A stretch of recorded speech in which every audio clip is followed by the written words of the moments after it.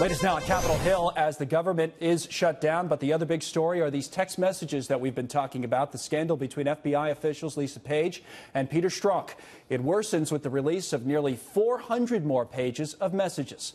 One newly released exchange between the two indicates they knew charges would not be filed against Hillary Clinton from the investigation into her email server.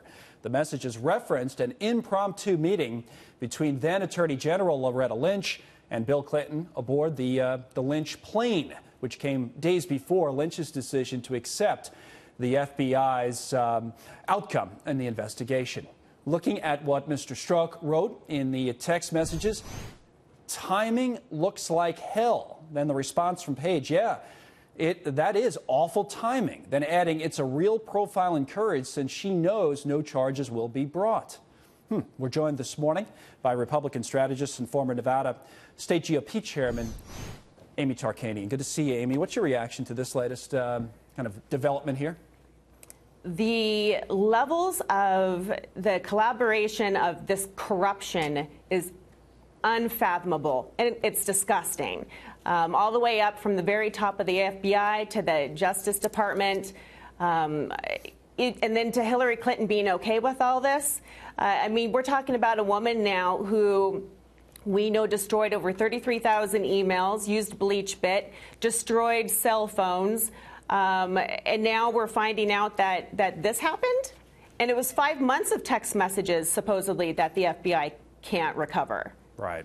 I mean, I think Hillary Clinton is becoming increasingly irrelevant as time passes, but what is not becoming irrelevant is that we're looking at the FBI, which the American people are supposed to trust as nonpartisan. So how do we look at the FBI and how do we expect them to rebuild trust and, you know, even reshuffling what's in there? Because I think so many people are distraught that they can't trust the FBI.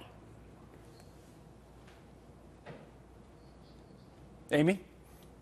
Oh, yes. No, I would agree with that, actually. I mean, there are so many good, fine men and women that are FBI agents. So this is terrible on multiple levels because it also damages their good name. This is something that I believe is completely frightening. We probably need to maybe even start the FBI all over again and from a clean slate. Amy, I want to ask you about one of Lee's points here, which is that Hillary Clinton is irrelevant. What do you think about that? Do you think that that's the case, that she really isn't the focus of our politics anymore and shouldn't be? No, absolutely not, because this will set the precedent for the future people who are running for office. I think that this is something that we still need to continue to investigate. The fact that James Comey even wrote a memo ahead of time and to exonerate her, I mean, there's so many pieces to this that are corrupt. I don't think that she's irrelevant at all. What did you mean, Amy, by saying the FBI needs to start over with a clean slate, or we need to start them over with a clean slate? Well, I mean, there are certain government agencies that I believe have become too large. There's not enough accountability. And there's certain people who pretty much feel that they're above the law. So if you could start the FBI all over from the ground up, that might be a consideration. Hey, Amy, it's Mike Murphy. You know, I think a point that needs to come out to the American people here is that the FBI is supposed to be a bipartisan group, and it's bad for both sides. One side doesn't win or lose with a corrupt FBI. So we need to know, regardless of what side you're on, that the FBI is going to do their job in a bipartisan way. And I think however we get there, whether it's starting it over or cleaning house with what's there now, I think that's very important. And it's a point that shouldn't put the American people to pick which side you're on. Everybody should be on the same side with that. Oh, absolutely. And that's the whole point, is to make sure that the FBI is filled with people who are fair, honest, and balanced, not people who have been in there for so many years that they feel that they're above the law. And, you know, if you have people at the top that are setting the precedents for those that are just going into the FBI, what do you think is going to happen? All right, let me get a take from you, Amy, on another story that developed over the weekend. There were these various women's marches in a number of different cities. We had them here in New York, and they were really all across the country, both Saturday and Sunday. Before I ask you about it, from Las Vegas, Planned Parenthood CEO Cecile Richards addressing white women directly. Listen to this. Women, listen up.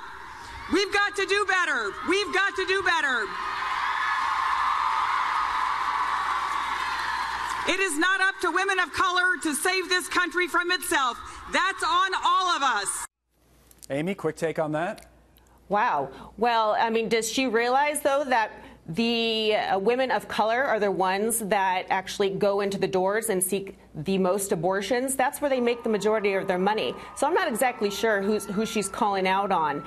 These women's marches have become nothing but political games, I guess, if you will, filled with women who are just angry. I don't even know if some of them know why they're angry.